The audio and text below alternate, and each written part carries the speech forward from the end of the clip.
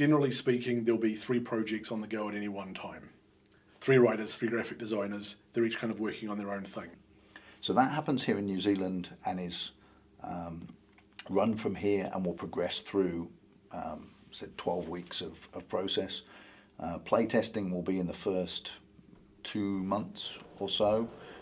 We try and you don't want to be tweaking things with a few weeks to go. You want time to polish and read, and so somewhere between 8 and 10 weeks the book should be done. And then Pete and I are getting what is the finished version.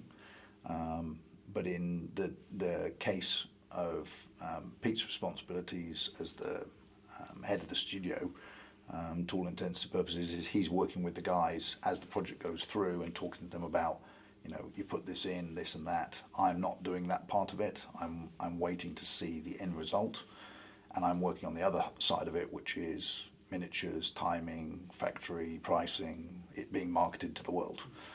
The last 4 weeks of the project are normally the most hectic. That's when the studio tends to have to pull together and do so many things just to make the book happen. The crunch at the end of the project is always really hard, because the writers love to tinker with stuff right up to the end because they want it to be perfect, which is fair enough. And it means that we also have to be working right up to the end deadline to make sure that everything fits and looks the way it's supposed to look, when things get changed around a bit at the last minute. Photos are always last minute. It usually takes about a week to 2 weeks, depending on the size of the book, to get all the photos done. Generally, I find between 8 or 10 photos a day is going at quite a good rate. Sometimes, we're required to do 20, average out 20 a day, but the photo spread, just the time involved in setting up terrain and, tweaking the photo, taking another one, checking, seeing what it looks like, not liking it, but, turning a barrel 5mm around, a photo spread can take up to a day to do.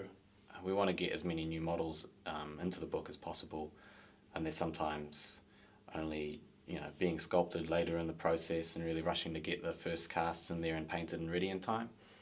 A lot of the time, the design process for the book is a very sort of organic, ongoing process. So it's too much to ask the designers to know exactly what's going to be in a book right at the start of the process. They're still researching it, they're still playtesting rules, working out exactly what the contents of the list is going to be. Sometimes there'll be some surprises, like, we desperately need this vehicle for this army list. The book's not going to be complete without it. They definitely had these vehicles in this theatre. We don't have a model for that. We're going to need one right now. So there's some surprises like that. So it can be challenging to make sure we get as much the new photos. We've got to leave space for them, because on the last day there might be the big new, I think the Egg Tiger was quite late, and we want to make sure that's in the book. And it doesn't matter how far ahead we are at the start of the process, the last week is always tough, because there's always one more model we want to save a space for to get a picture of. There's always one more check that needs to happen.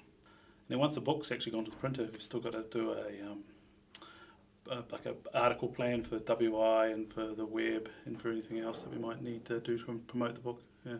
You think if an average book that we produce is around 80 pages, in that following 3-month period from a book being released, the guys will contribute 30, 50, another 70 pages of War Games Illustrated material, plus about the same again in web content. So whilst the book might take 16 weeks or something to work on, there's a lot of extra content that has to come out of that process for other things.